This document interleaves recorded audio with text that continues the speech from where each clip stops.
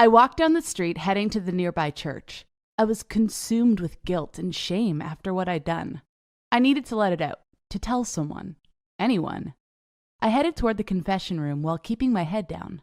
"Bless me, Father, for I have sinned," I said. "Go on, my daughter." And just like that, I let my darkest secret out, hoping that it will ease my burden. I just couldn't keep it to myself. I said it and left immediately. As I was walking out of the church, my phone started buzzing. I received a message saying, "I know everything. Your dirty secret is with me." I froze and felt my whole body shaking. My God, who did I just confess to? Before I continue my story, let me tell you a little bit about myself. My name is Grace, and I'm 19 years old. I recently moved to a nearby city to start college. There, I met a girl named Anna, and we became good friends. We moved into the same apartment and attended the same college. Soon enough, I got invited to the first party ever. I was so excited. There, I met Jeremy, the most popular guy in college. I heard many girls talk about him before and how rich his family is. He was in his second year in college. I knew that I had to get close to him if I wanted to become popular. So at the party, I was dancing near him until he finally noticed me. We started dancing and flirting with each other, and by the end of the night, we exchanged numbers. I was so excited about my first college date. Anna was excited for me too. She kept pushing me to invite Jeremy over, and that's what I did. We started hanging out at my place. After a while, Jeremy and I became very close. He was so charming, handsome, and everything I wished for. That soon, we were in a relationship. Anna was excited that I started dating him. She also liked Jeremy and said that he was a cool guy. Our relationship escalated quickly. We spent a lot of time at each other's apartments. I told Jeremy that I came from a rich family too. I didn't want to seem any less than him. I wanted him to think that I was rich and attractive just like he is. Girls envied me whenever they saw us together. They all wanted to date Jeremy, but I was the lucky one who got the chance to be with him. I never had the chance to date hot guys back at school. This was my time to shine. However, my mom kept messaging me almost every weekend asking me to spend it with them. I ignored her since I had no time for my family. But she called and said that my uncle is coming to town for a reunion. She insisted that I join them. What? I knew that I had an uncle, but I've never seen him in my life. My parents said that he was busy running his business, moving from one city to another, and now he decided to move to the same town to live close to his only brother. I didn't want to go or meet him, but my mother insisted that family reunions are more important than anything else. I had to cancel my plan with Jeremy. We had planned to spend the weekend together. I told him that we had a family ritual where we would meet once a month to eat at a fancy restaurant and gather all the family members together.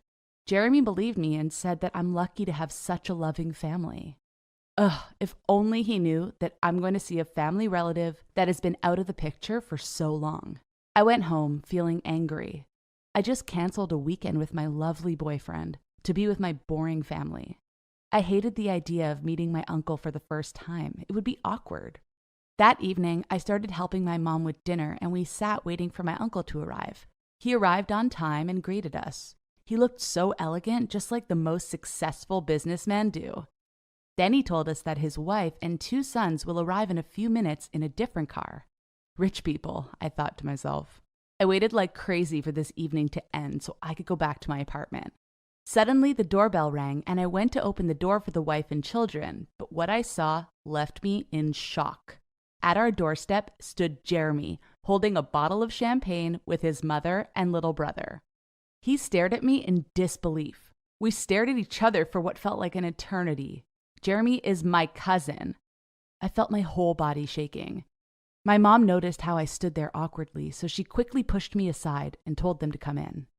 We all sat at the dining table. I couldn't hear what everyone was talking about. I was in complete shock. How did that happen? I met a guy in a different town, and it turned out that he's my cousin. I looked at Jeremy and found him staring at me. We both looked away immediately. He was just as embarrassed as me. I lied to him about my rich family and about my weekend, only to find out that he's my cousin. I wanted to disappear. Luckily, no one noticed anything. Mom thought that I was moody since she forced me to come. I counted every minute until they left. I stormed to my room, locked the door, and cried myself to sleep. The next morning, I packed my stuff and returned to my apartment. I couldn't tell Anna or anyone about my secret. Jeremy didn't text me, and I couldn't bring myself to text him. I stayed at my apartment for days and didn't go to college. I felt bad, especially in the morning. Anna noticed that too and said, "Someone might be having a baby soon," and laughed. I froze. Am I pregnant? No, it can't be. Pregnant by my first cousin? What a nightmare. I rushed to a close pharmacy and bought a pregnancy test. I went back home, and to my shock, it came out positive. I was pregnant with Jeremy's baby. Tears ran down my cheeks. I was shaking, and I had no one to turn to. I need to tell someone to get advice, but I can't risk my reputation and tell anyone. There was one place where I can confess without being judged, and that's how I ended up telling my story to a priest. After I walked out of the church, I received a message saying, "I know everything." I tried to call the number and texted many times asking who he was, but no answer. So I went to the confession room again and looked around, but no one was there. Who did I confess to? I was sure that I talked to someone. After I got home, I received another message from the same number saying, "Sinners go to hell, you must repent." And I kept receiving similar messages. I was so terrified of that person. How did he get my phone number? And what does he want exactly? I couldn't tell my mom because I was ashamed of myself, and I couldn't tell Anna, too. She would be disgusted by that. So I decided to call Jeremy. After all, he is responsible for getting me pregnant, too. When I told him the news, he freaked out. He said that if someone knew about it, he'll become a joke for the rest of his life. He can't take such a risk. He insisted that I shouldn't keep the baby. I was so scared of it, but I knew it was the best choice. I can't have a child with my first cousin, or keep this a secret. However, the weird messages didn't stop. I kept receiving that baby is a sin and I should get rid of it. And if I want God to forgive me, I should do all the good stuff, otherwise everyone will know my secret. I started to buy food for the apartment regularly and do all the cleaning. I helped my friends a lot with their studying and did the best I could. Anna was shocked by the sudden change. She thought that my breakup with Jeremy turned me into a saint.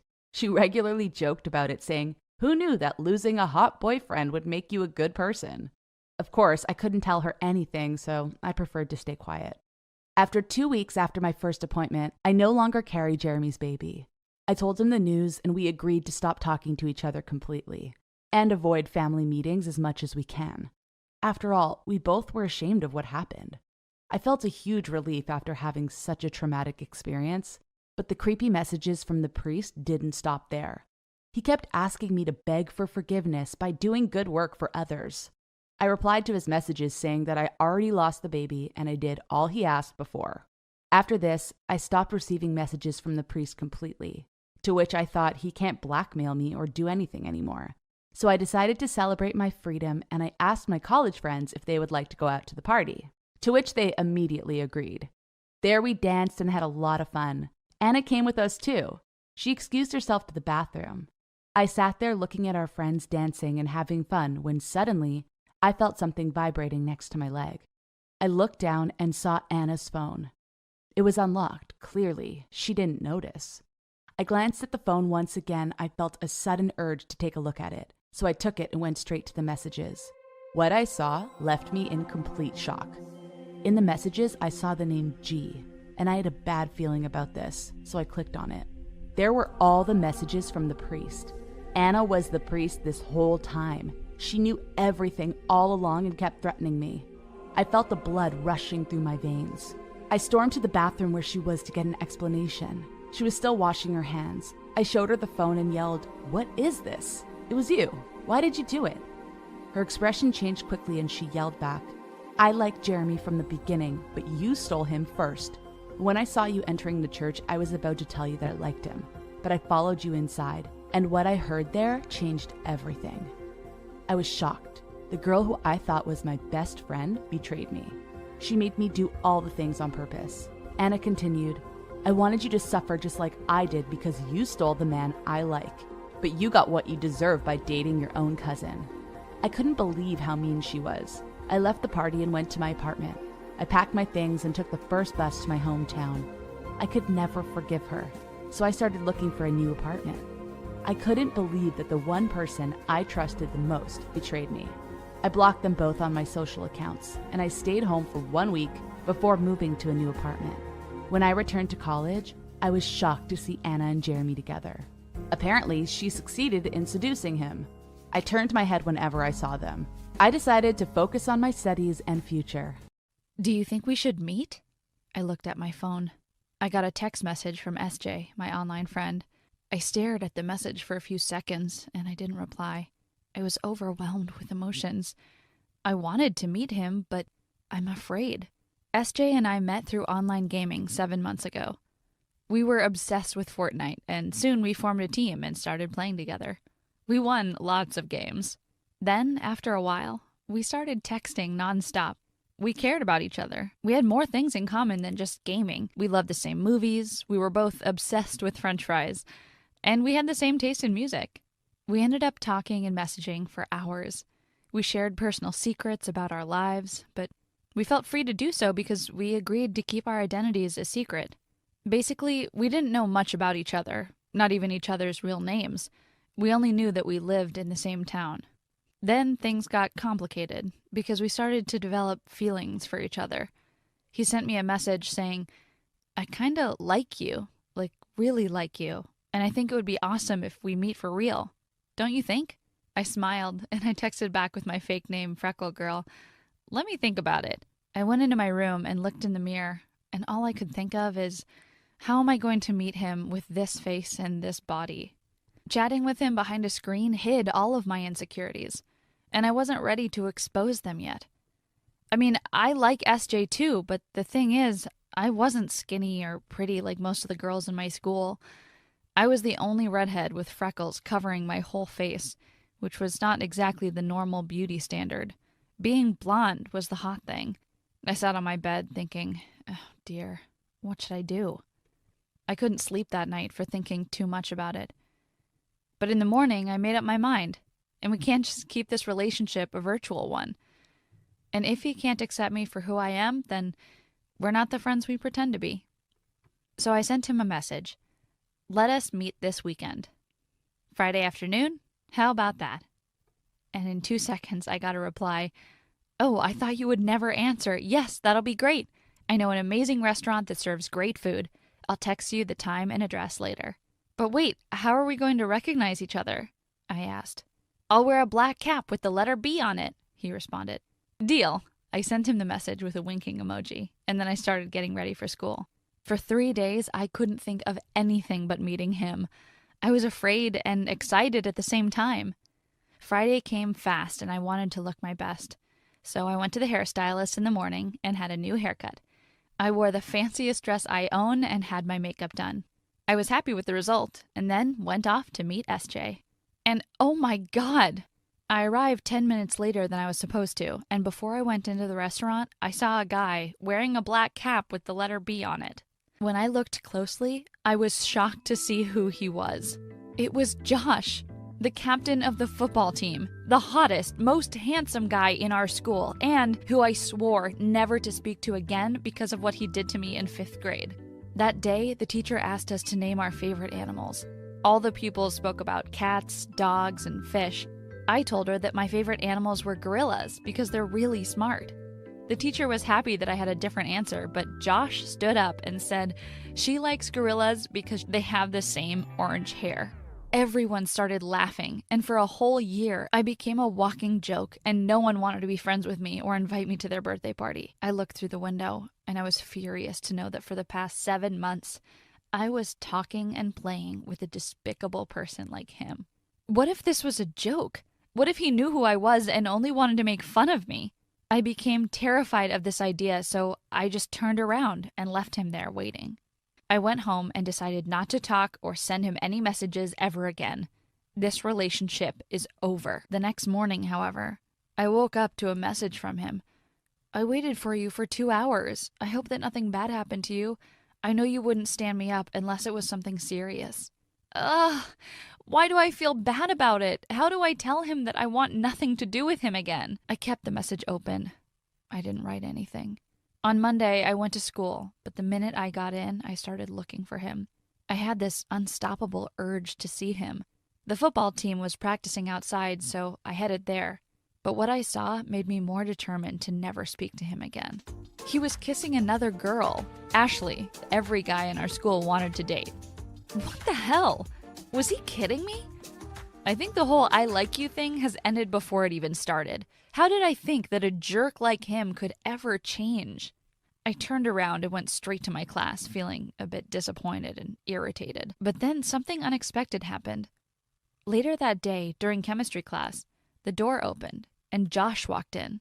My heart was pounding fast and I started sweating for no reason. He spoke a few words with the teacher and then the teacher said, "Say hi to Josh, everyone. He'll be joining us for the rest of the year." Then he looked at me and said, "Manny, he'll be your partner on the project." I yelled, "What? No! I like to do things on my own." But the teacher insisted, "He'll be your partner, Manny. You always do things on your own. You should have a partner for a change." I tried to object. "But no buts," the teacher screamed. "Let's just keep it that way." Then Josh came and sat next to me and he said, "I'm not a monster, you know." I wanted to run away, but I just laughed awkwardly and said, "I know." He was so calm, but I couldn't sit still. We never spoke a word, and as soon as the lesson ended, I walked out as fast as I could. I went straight to the girls' bathroom, and out of the blue, I sent him a message, SJ, telling him that I was really sorry for not showing up to our meeting the week before, and that I was so sick that I couldn't even hold the phone. I lied, but my curiosity got the best of me, and I wanted to see if he'd be nice to me in the real world like he was via the messages. In the next chemistry class, I was a lot calmer. Josh sat next to me, but he was super sleepy. I asked him quietly, "Why are you here? In chemistry class, I mean." And he responded, "I need to take extra points so I can apply for a sports scholarship." "You look tired," I added. "That's because I was studying last night," he answered. I laughed. He was lying. We spent the whole night gaming against a Swedish team, and we won. "Why are you laughing?" he asked. "Oh, nothing. I can help you get the points you need if you follow my instructions. I always get A's in chemistry." He didn't like what I said, but he nodded his head. "Okay, fine." We started working on the project together, and we had to meet after school. SJ was not very smart, but with my guidance, we managed to finish the project on time and get an A for it. When he saw his grade, he asked me to tutor him on other subjects. He said he'll pay me, and I said yes. I could use the extra cash. And the more we spent time together, the more I found out that he wasn't that bad. And maybe the whole 𝗕𝗔𝗦𝗬 was only a kid's mistake. But something else was bothering me now. He kept seeing Ashley. Ugh, how I hated her. She would come and kiss him on the cheek and say, "Oh, honey, I missed you." And sometimes he would ditch our private lessons to be with her. He'll send me a text message later to tell me that he was sorry for not showing up, and I would explode with anger. One time when we were studying history, Ashley called him, and when he finished talking to her, he got up and said, "Sorry, but I gotta end the lesson here. I need to go with Ashley to a party." I was so furious. I was jealous and felt like he was cheating on me, so I said, "Why is it always about her? The minute she calls, you're like her bodyguard. Your studies are more important than going to some stupid party, you know." He looked at me and said, "Excuse me, but you're not my mother. It's my life." I screamed, "Fine, then don't expect me to wait for you here while you destroy it." I picked up my things and left while he was looking confused. I realized that I fell madly in love with him, but still, I couldn't tell him who I was. I couldn't bring myself to do it. I stopped talking to Josh. He tried to talk to me so I could go back to tutoring him, but I refused. I also kept the messages with SJ to a bare minimum. I canceled all our games, and whenever he spoke about meeting each other again, I would make up a lie and pretend to be busy. But one night, I got a message from SJ, Josh. It was short, but terrifying. "I got cancer." I blinked at the message twice. I didn't know what to respond, but then he added, "You are the only person who knows this besides my parents. I don't know how to tell my friends or even my team."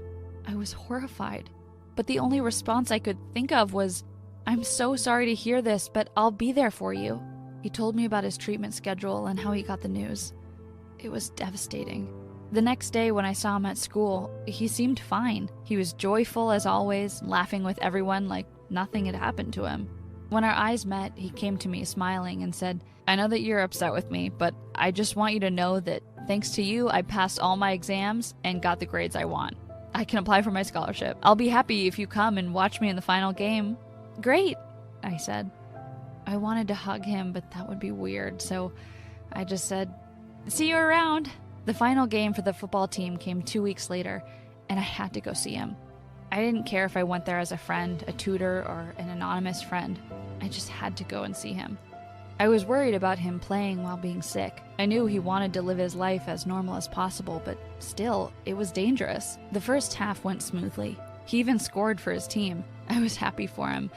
But then, in the second half, I noticed that he was hardly breathing. He was running when he suddenly stopped and put his hand on his chest. I freaked out. I went down from the stadium and ran straight to the field where the paramedics were trying to figure out what was wrong with him. I came close and I heard them saying, "We need to take him to the hospital. He's not breathing." And without thinking, I said, "Take him now! He has cancer!" Everyone looked at me shocked, and one of the paramedics asked, "Are you sure?" And I answered, "Positive!" They took him to an ambulance and I went with them. I was praying the whole way there that this situation had not gotten worse than it already was. His parents were waiting for him in front of the hospital, and then Ashley came. I felt so awkward waiting with them, but then the doctor came and assured us that it was fine. He was suffering from shortness of breath because of too much stress. He just needed to rest. I went home feeling relieved. He was safe, and that was what mattered. When I went to visit him the next week, he was not himself. He looked at me and asked, "Hey Manny, how did you know that I had cancer?" I never told any of my friends that. I looked at him. I felt my face burning out of embarrassment, and I muttered, You what?"